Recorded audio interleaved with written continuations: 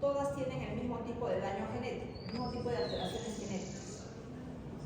Pero eso solamente pasa al comienzo.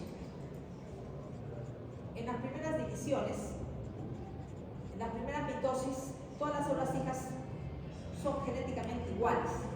Conforme avanza el número de mitosis que experimentan las células tumorales, las células van adquiriendo diferentes mutaciones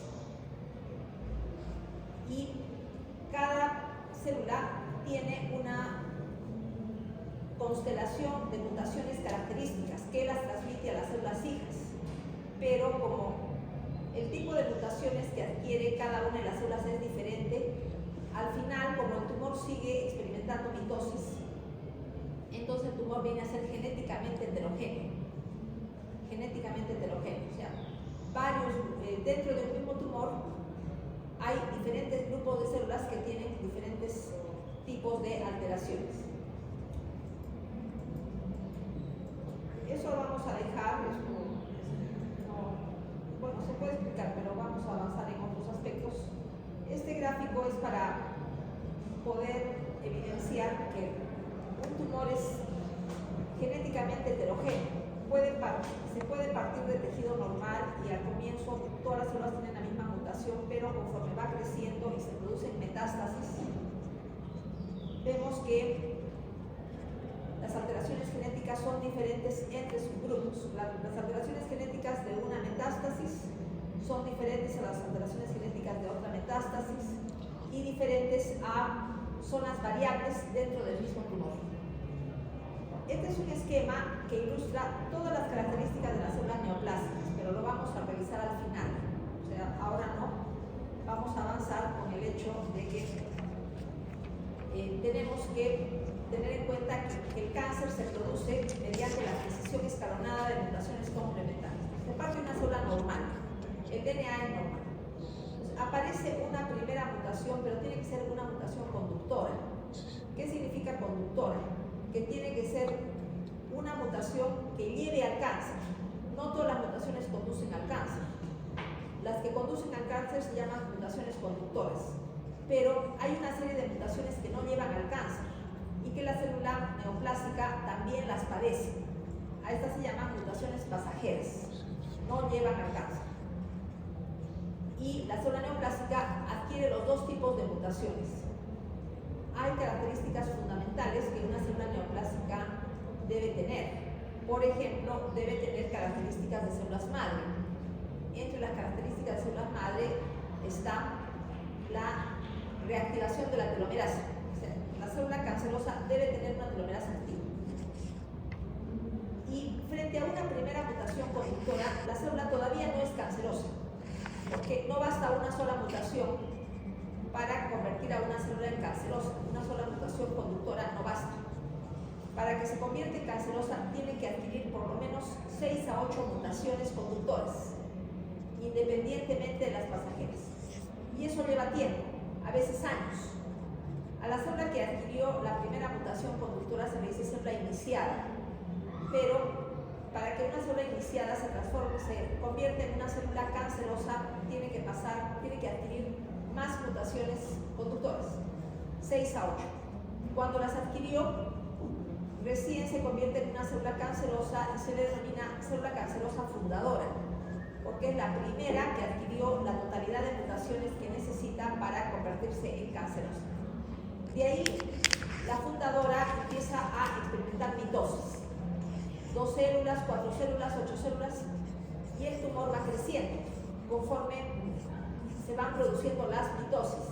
Pero aquí ya adquiere la heterogeneidad genética porque cada mutación tiene, o mejor dicho, cada célula tiene diferentes tipos de mutaciones. ¿Cuáles son los genes cuya alteración predispone a cáncer? O sea, los genes cuyas mutaciones las consideramos mutaciones conductoras. Protoncogenes, genes supresores de cáncer, genes que codifican proteínas que regulan la apoptosis y genes que codifican proteínas que intervienen en la reparación del DNA. Todos estos grupos de genes tienen o pueden sufrir mutaciones conductores, o sea, mutaciones que llevan al cáncer. Por lo tanto, la carcinogénesis es un proceso de pasos sucesivos. Primero se adquiere una mutación, después viene la segunda, viene la tercera, hasta completar las 6 a 8, 6, 7, 8 que necesita para recién convertirse en canceroso.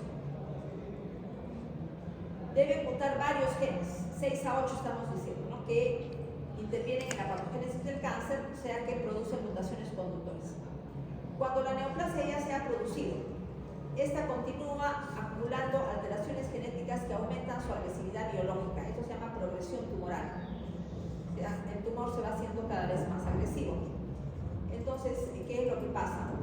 Al comienzo es posible que las células cancerosas no tengan la capacidad para infiltrar el tejido conjuntivo.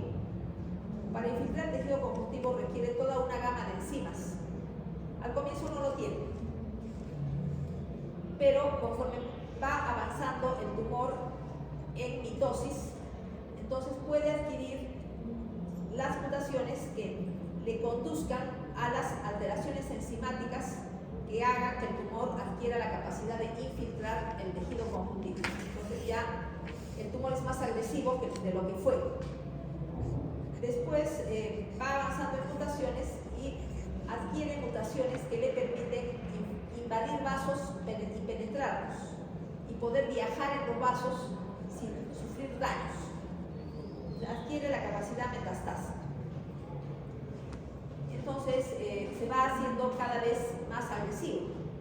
Por último, otro ejemplo. Al comienzo, las células neoplásicas pueden ser eliminadas por nuestro sistema inmunológico, pero conforme se avanza en mutaciones, las células cancerosas desarrollan formas de evadir nuestro sistema inmunológico. Entonces el tumor crece con mayor libertad. En conjunto, todas estas alteraciones que hacen que el tumor sea más agresivo biológicamente se denominan en conjunto progresión tumoral. Pasamos al primer grupo de genes que da lugar a mutaciones conductoras: protoncogenes y oncogenes. ¿Qué es un oncogen? Gen anormal o activado que estimula la proliferación celular y procede de la mutación o activación de otro normal que se llama protoncogen. Entonces, el protoncogen es normal, estimula la proliferación, pero de manera normal. Se ha identificado y secuenciado más de 60 protoncogenes ubicados en diferentes cromosomas. Entonces, son varios los protoncogenes. Un protoncogen, por mutación, se transforma en un oncogen. Y el oncogen estimula la proliferación celular de manera que lleva a un tumor.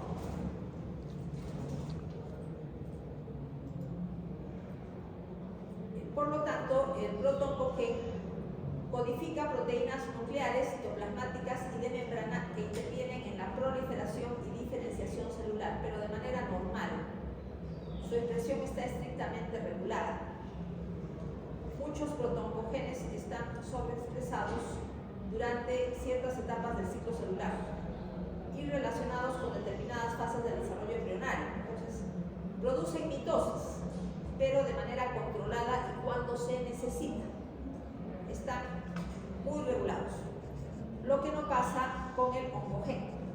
El oncogen pierde la regulación normal y estimula las mitosis de manera desordenada. Todo esto referente al descubrimiento de oncogenes lo vamos a pasar porque es bastante tedioso.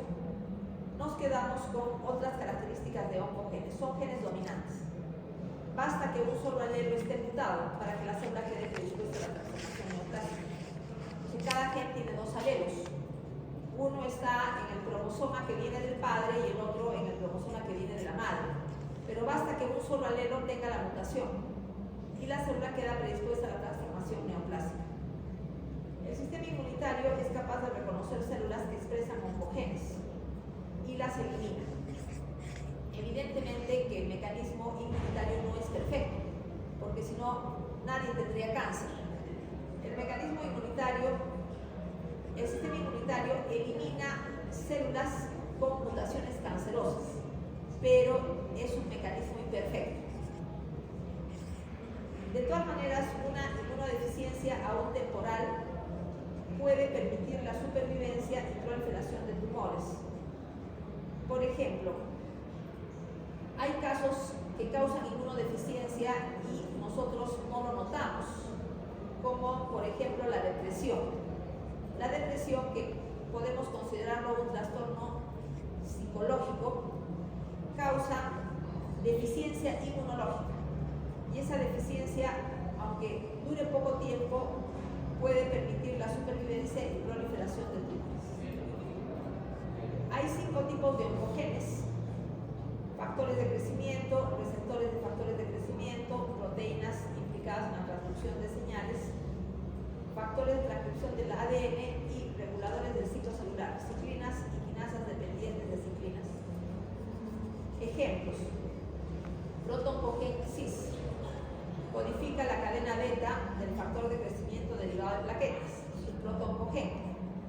Si sufre mutaciones activadoras o mutaciones que lleven a su sobreexpresión, el protoncogen se convierte en un oncogen. El protoncogen cis se convierte en oncogen cis. Factor de crecimiento transformante alfa, factor de crecimiento insulínico, factor de crecimiento epidérmico, etc. Hay varios ejemplos de factores de crecimiento que funcionan como oncogenes. Existe lo que se denomina asa autocrina de estimulación del crecimiento. Una célula tumoral secreta factores de crecimiento para los que tienen receptores. La célula se estimula a sí misma, entonces es una asa autocrina de estimulación del crecimiento. Entonces, imaginémonos una célula cancerosa que produce un factor de crecimiento, pero al mismo tiempo en su membrana tiene receptores para este mismo factor. Entonces, la célula se estimula a sí misma. Eso se denomina asa autocrina de estimulación del crecimiento. Algunas asas autocrinas de estimulación del crecimiento son un poco más complejas. Por ejemplo, el factor de crecimiento transformante beta regula negativamente a los receptores del factor de crecimiento derivado de plaquetas. Por lo tanto, cuando existe escasa cantidad de factor transformante de crecimiento beta, existe al mismo tiempo mayor cantidad de receptores del factor de crecimiento derivado de plaquetas y hay proliferación celular y predisposición a tumores. En cambio, cuando hay abundante factor de crecimiento transformante beta, existe disminución de la cantidad de receptores del factor de crecimiento derivado de plaquetas. Por lo tanto, se reduce la proliferación. Y esta es una asa autocrina que se opone a tumores. Tenemos acá lo que es asa autocrina. La célula produce un factor de crecimiento que la estimula, se estimula a sí misma. Estimulación paracrina. La célula produce factores de crecimiento, pero los factores de crecimiento solo actúan de manera local sobre las células vecinas que tienen receptores para dicho factor de crecimiento. Y una estimulación endocrina mediante factores de crecimiento, porque los factores de crecimiento pueden penetrar en la sangre, en los vasos sanguíneos, y mediante los vasos sanguíneos, mediante la sangre, pueden llegar a grupos de células que tienen receptores para estos factores de crecimiento, pero que están muy distantes. Esto es una asa endocrina, es una estimulación endocrina mediante factores de crecimiento.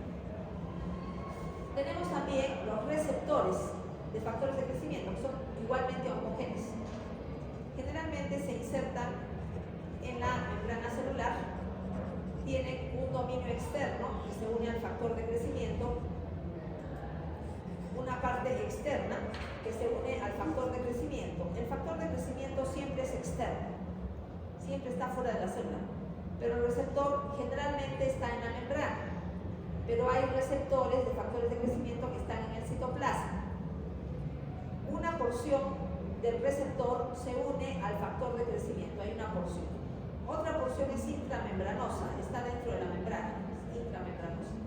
Y hay una tercera porción que es intracitoplasmática.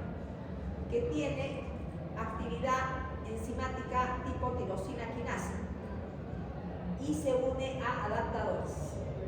Los adaptadores son proteínas o moléculas intermediarias entre el receptor y las proteínas citoplasmáticas de transducción de señales. Ahora, el factor de crecimiento se activa el factor de crecimiento activa al receptor cuando toma contacto con él, pero la mayoría de factores de crecimiento no pueden actuar cuando están solos. Actúan únicamente cuando están dimerizados, o sea, cuando se unen a otro receptor igual. Hay que observar la dimerización del receptor para que el receptor se active y se puede activar la función tirosina quinasa de la cola citoplasmática y pueda unir al adaptador. Entonces, la dimerización es necesaria en muchos receptores para su activación. El receptor tiene que estar activado solo por un tiempo corto y después tiene que inactivarse. ¿Por qué? Si está activado por tiempos largos, durante tiempos largos envía señales proliferativas al núcleo. El envío continuo de señales proliferativas al núcleo produce cáncer. Por lo tanto, el envío de señales proliferativas al núcleo tiene que ser de muy corta duración para considerarse normal. Y después el receptor tiene que inactivarse. Y eso es lo normal.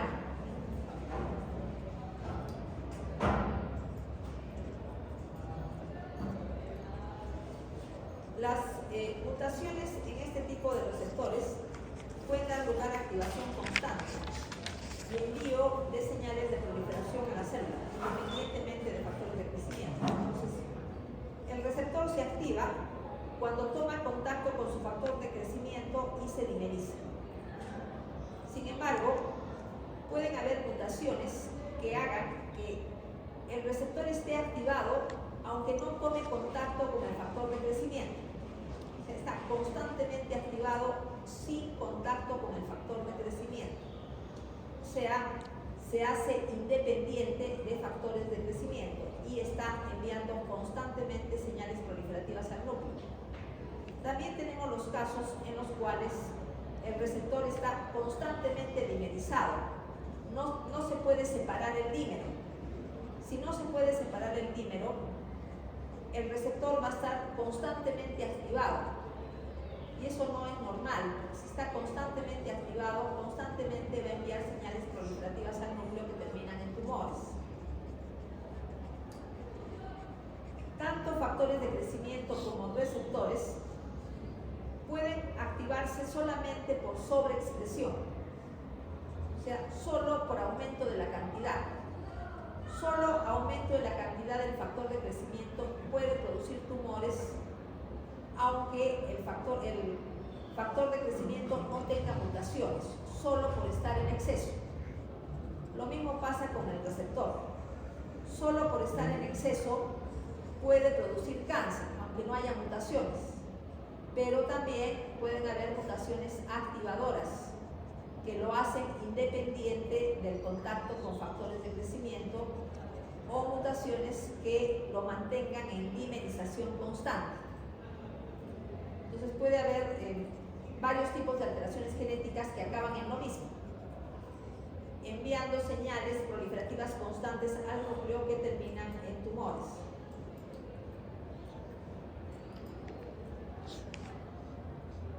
La sobreexpresión, o sea, exceso de factores de crecimiento, exceso de receptores de factores de crecimiento, tiene básicamente dos mecanismos: amplificación o translocación. O sea, dos mecanismos genéticos.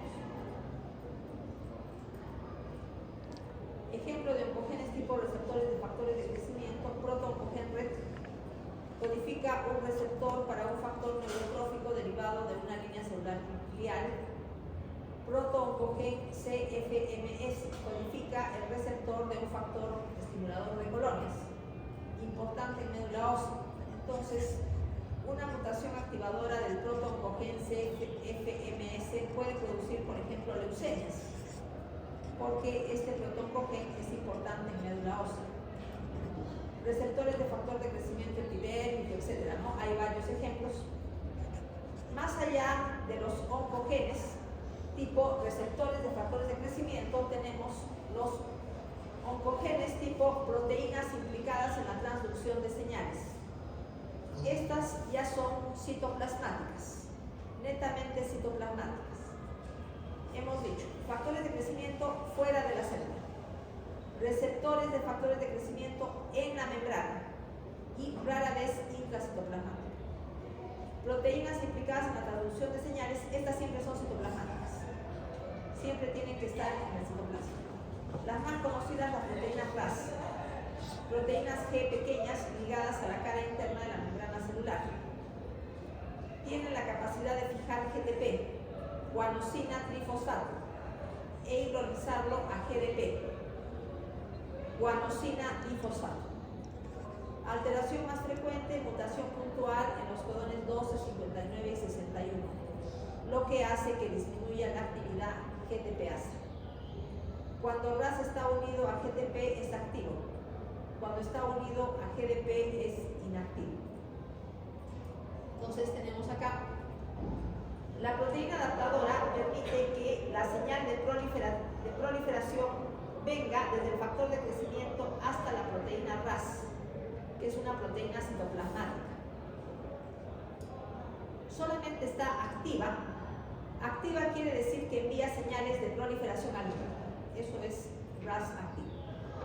Solo está activa la proteína RAS cuando está unida a GTP, porque la misma RAS puede hidrolizar GTP y transformarlo a GDP. Cuando está unido a GDP, RAS es inactivo. O sea que la misma RAS hace que esté activa por poco tiempo.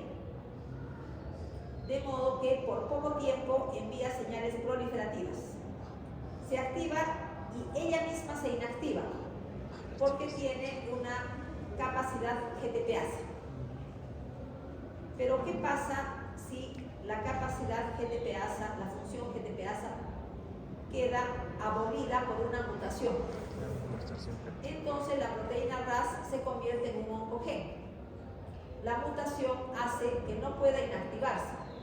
Todo el tiempo está activa y todo el tiempo envía señales proliferativas. Eso va a terminar en un tumor de todas maneras, porque no puede haber señales proliferativas interminables, que duren mucho tiempo. Existen algunas proteínas que activan o aumentan, incrementan la actividad GTPasa de RAS. Se llaman proteínas GAP. Entonces, RAS tiene una actividad GTPasa intrínseca y además tiene proteínas adicionales, se llaman proteínas GAP, que activan, que aumentan la actividad GTPasa. Por lo tanto, las proteínas GAP se consideran supresores de tumores. Ejemplo, la neurofibromina es una proteína tipo GAP. Las proteínas tipo GAP, si estuvieran mutadas, también dan lugar a la activación permanente de RAS y se consideran supresoras de tumores. La neurofibromina está mutada en la línea germinal en la neurofibromatosis tipo 1, en la que se predispone a tumores del sistema nervioso periférico. Acá hay un supresor de tumores, proteínas GAP. La actividad de RAS estimula dos vías proliferativas, la vía MAP quinasa y la vía PI3K-AKT. Las dos son proliferativas, pero la vía PI3K-AKT además es una vía que favorece la supervivencia. Y las dos vías terminan en el núcleo, dando lugar a señales de proliferación. Existe otro supresor de tumores que es el PTEN. PTEN significa fosfatasa con homología de tensina. O sea, una fosfatasa que se parece a la proteína tensina. PTEN. PTEN es un supresor de tumores que disminuye la actividad de la vía proliferativa PI3K-AKT. Se opone a una vía proliferativa, por lo tanto es un gen supresor. Las proteínas RAS tienen que estar pegadas a la cara interna de la membrana celular. La proteína RAS no puede estar libre en el citoplasma, porque si está libre está inactiva. Para que esté activa tiene que estar pegada a la cara interna de la membrana celular y se une a la membrana celular por medio de un grupo bioquímico que se llama el grupo farnesilo. El grupo farnesilo ancla a la proteína RAS a la membrana celular. Existen enzimas que sintetizan este grupo farnesilo y permiten y lo unen a la proteína RAS para que quede pegada a la membrana celular. Como parte del tratamiento de cáncer, se puede utilizar inhibidores de la enzima que forman los enlaces correspondientes, que es la enzima farnesiltransferasa, y sería una forma de tratamiento de cáncer, porque inactivaría a RAS. Entonces, un inhibidor de la enzima farnesiltransferasa haría que no se forme el anclaje farnesilo y RAS estaría libre en el citoplasma. Si está libre en el citoplasma, RAS es inactivo, por lo que sería un enfoque del tratamiento del cáncer. Vamos a ver la mutación típica de la leucemia amiloide crónica, que es una mutación que activa una proteína citoplasmática de transducción de señales. El protooncogen ABL se ubica en el brazo largo del cromosoma 9 y se transloca al brazo largo del cromosoma 22, al costado del gen BCR. Entonces, en el cromosoma 9, en el telómero, está el oncogen ABL, que tiene actividad tirosina quinasa. Y tenemos que el cromosoma 22 es un cromosoma acrocéntrico, tiene un brazo corto muy pequeñito, y en el brazo largo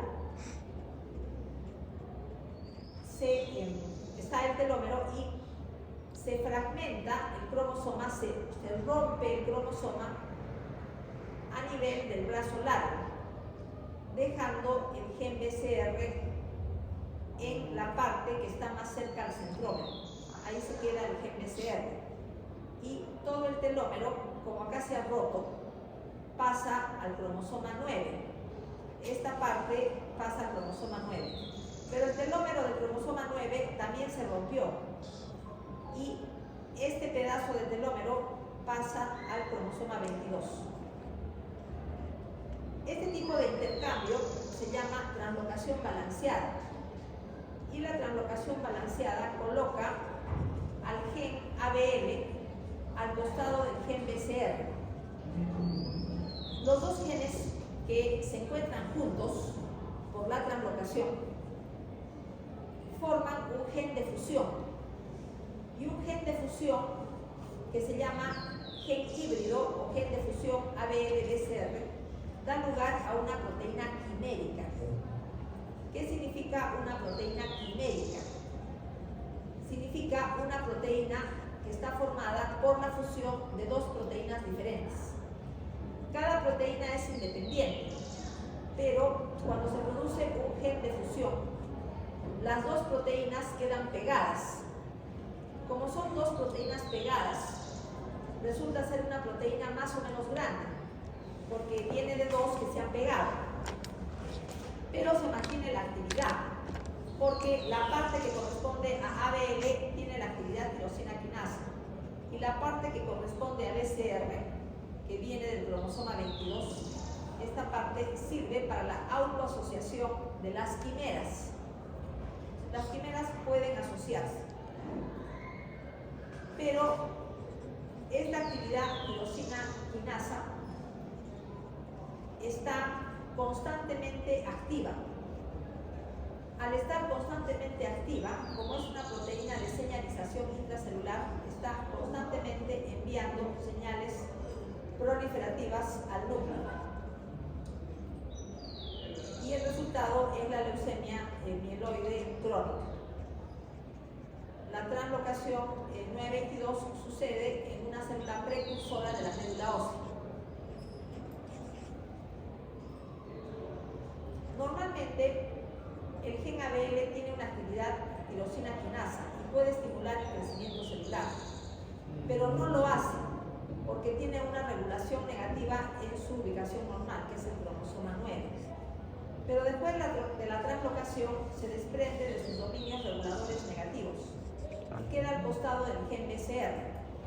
Entonces, cuando está en el cromosoma 9, ABL está bien controlado, pero por la translocación se coloca al costado de BCR. Entonces deja de estar controlada y pasa a ser una proteína quimérica con una actividad tirosina quinasa constante. O sea, la actividad tirosina quinasa deja de estar bien controlada, como cuando está en su sitio. Por lo tanto, activa vías de señalización proliferativas que terminan en un tumor.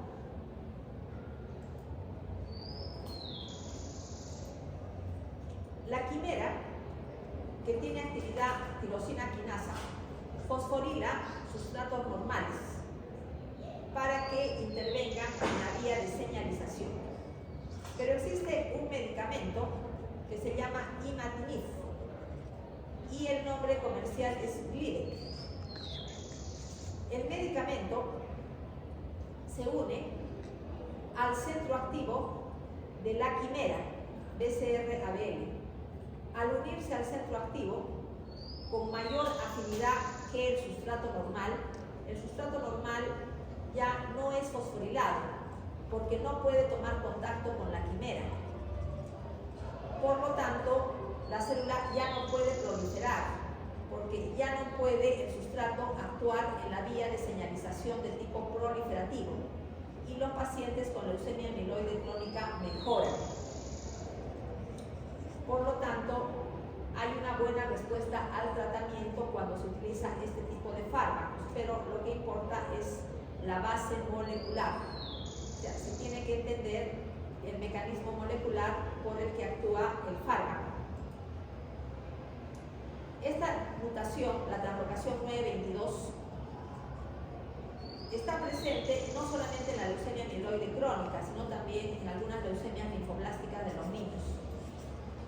Tenemos entonces las vías proliferativas estimuladas por factores de crecimiento que actúan sobre un receptor que tiene que estar dimerizado, que tienen proteínas adaptadoras, estimulando vías proliferativas tipo PI3K-AKT y tipo MAP quinasa. Pero hay otras vías de señalización que igualmente llegan al núcleo, pero tienen otras consecuencias. Por ejemplo, la vía YAG-STAT. La vía YAG-STAT llega al núcleo, estimulando la transcripción de genes que codifican proteínas inflamatorias, como citoquinas. Entonces, esta vía YAG-STAT interviene en inflamación, pero es el mismo tipo de señalización, ¿no? Receptor, adaptador, proteínas transductoras y llegada de la señal al núcleo mediante factores de transcripción. Tenemos, por ejemplo, la vía del AMP cíclico, que tiene múltiples efectos. Hemos visto la vía PI3K-AKT. Tenemos también la vía del IP3, del inositol trifosfato, que también tiene múltiples efectos, pero todos terminan en el núcleo. Oncogenes tipo factores de transcripción. Codifica factores de transcripción implicados en la expresión de proteínas que intervienen en la proliferación celular. ¿Qué cosa es un factor de transcripción? Es una proteína citoplasmática que cuando se activa por diferentes señales pasa al núcleo. Y en el núcleo tiene la capacidad de unirse al DNA. No se une a la maquinaria transcripcional, sino a reguladores de la expresión genética. Entonces, regula la expresión genética. Para tumores, ¿qué tipo de transcripción genética se necesita para que se produzca un tumor? Para que se produzca un tumor, el factor de transcripción tiene que estimular la transcripción de genes que intervienen en la proliferación, si no, no produciría cáncer. Oncogenes tipo factores de transcripción: MYC, MYF, FOS y HUM. De los 4 tipos de proteínas que pueden actuar como factores de transcripción, el más importante es el MYC, porque tiene una serie de acciones que conducen al cáncer. De manera normal, MYC en estado de proto-oncogénico se activa rápidamente cuando la célula recibe señales externas de proliferación, pero para que sea proto-oncogénico, la activación tiene que permanecer por tiempos muy cortos. MYC no puede estar activo por tiempos largos porque va a conducir al cáncer. MYC activado pasa al citoplasma del núcleo. Allí estimula la transcripción de proteínas que intervienen, de genes que codifican proteínas que intervienen en la proliferación celular. Por ejemplo, ciclina D. Pero tiene otras acciones que favorecen el cáncer. Acetilación de histonas, que favorece la transcripción, adhesión celular reducida y aumento de la movilidad celular, que favorece metástasis, aumento de la síntesis proteica y disminución de la actividad proteasa, que aumenta la expresión del RNA ribosómico, lo cual activa la capacidad sintética de proteínas. Estimula la expresión de genes que codifican proteínas relacionadas con las características del metabolismo de los tumores. Más adelante vamos a ver cuáles son las características del metabolismo de los tumores. Estimula la expresión de telomerasa.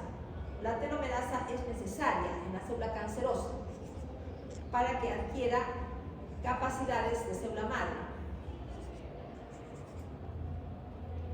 Vamos a ver un linfoma relacionado con el oncogen MYC, que es el linfoma de Burkitt, que es un linfoma de linfocitos B.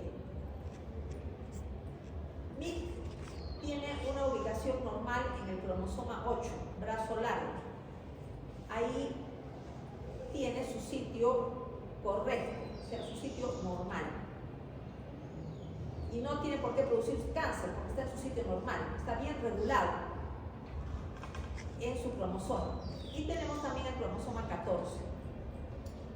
El cromosoma 14 es un cromosoma acrocéntrico que en el brazo largo, cerca al telómero, tiene el gen que codifica la cadena pesada de inmunoglobulinas.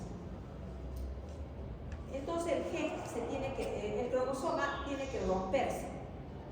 Tiene que romperse el 8 y tiene que romperse el 14. Y el pedazo de telómero tiene que pasar del 8 al 14. Y el del 14, el pedazo que se ha roto del 14 tiene que pasar al 8. Lo que llamamos una translocación balanceada. Pero cuando este pedazo de cromosoma, que contiene el telómero y también contiene a MYC, pasa al cromosoma 14, se coloca al costado del gen de la cadena pesada de inmunoglobulinas. Entonces, la transcripción de MYC queda bajo el control de todos los factores que regulan la transcripción del gen de la cadena pesada de inmunoglobulinas.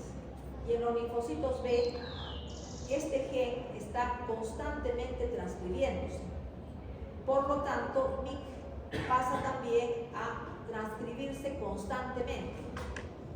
Lo que va a suceder es un exceso de proteína MYC. La proteína MYC en exceso de todas maneras conduce al cáncer, porque hemos dicho que tiene toda una gama de funciones relacionadas con cáncer.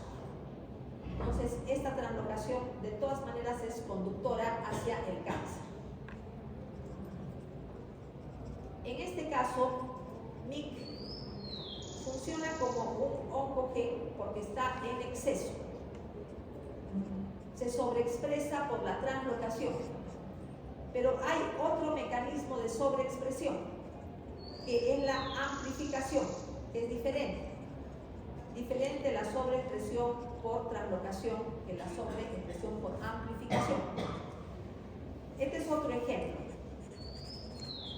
Del gen MIC existen tres versiones: el gen CMYC, el gen NMYC y el gen LMYC. Están en diferentes cromosomas. El gen NMYC está amplificado en neuroblastomas humanos y normalmente se ubica en el cromosoma 2, en el brazo corto. Ahí está el gen NMYC normal. Pero ¿qué pasa con la amplificación? La cantidad de genes MYC que tiene una célula aumenta bastante.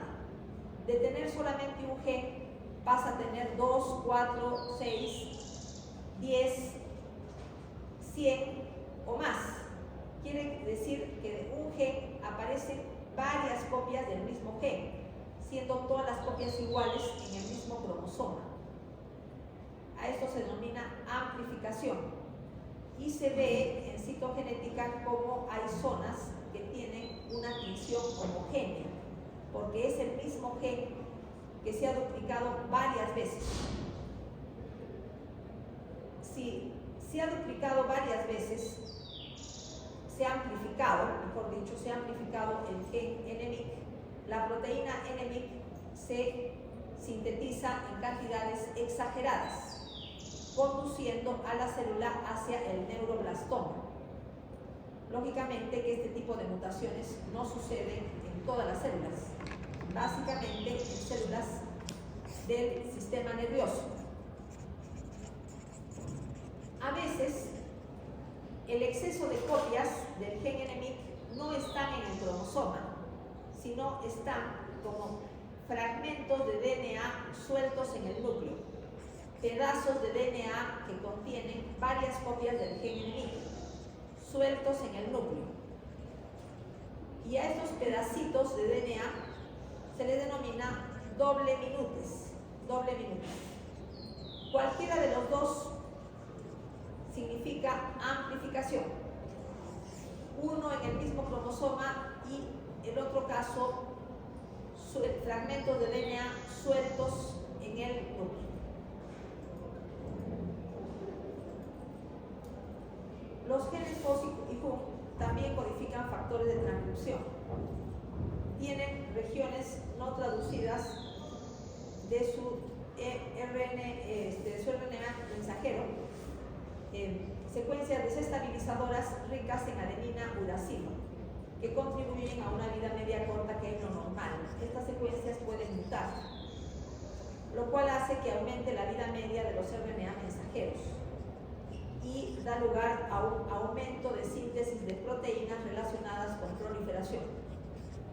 Exceso de factores de transcripción, lo que también va a conducir al cáncer porque se trata de factores de transcripción que estimulan la proliferación celular, invasión y metástasis, angiogénesis y supervivencia.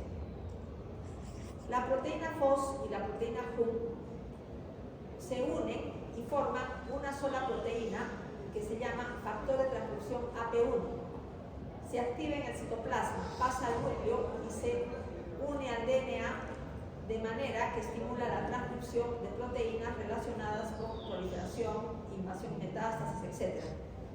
Por lo tanto, va a producir cáncer. Para terminar, tenemos los oncogenes tipo reguladores del ciclo celular, que son ciclinas y quinasas dependientes de ciclinas. Lo más frecuente, sobreexpresión de ciclina D y sobreexpresión de quinasa dependiente de ciclina 4. Para que las ciclinas puedan conducir las mitosis, tienen que actuar en pareja con las quinasas dependientes de ciclinas. Para que la célula pase de la fase G1 a la fase S, se necesitan tres parejas: ciclina D CDK4, ciclina D CDK6 y ciclina E CDK2. Entonces, estas parejas hacen que la célula pase de la fase 1 a la fase S de síntesis de DNA. Pero existen otras parejas que hacen que la célula avance a lo largo del ciclo celular. Ciclina A CDK2 y ciclina B CDK1. Entonces, cualquiera de estas ciclinas o quinasas dependientes de ciclinas pueden mutar con sobreexpresión, pueden sufrir amplificación, simplemente pueden tener mutaciones activadoras, cualquiera sea el caso. Estimulan el pasaje rápido de las células a lo largo del ciclo celular, lo que contribuye al cáncer. Para terminar, tenemos un gráfico donde ilustra en rojo genes tipo oncogen, factor de crecimiento, receptor de factor de crecimiento, proteínas adaptadoras, otras proteínas como beta-catenina, proteínas señalizadoras. Tenemos también factores de transcripción como el factor MYC, factor de transcripción MYC, proteínas tipo ciclinas o quinasas dependientes de ciclinas. En azul, genes supresores, en verde, genes que reparan el DNA y en amarillo, genes que regulan la apoptosis. Con esto terminamos la clase de hoy día y continuamos con genes supresores la próxima clase, que vendría a ser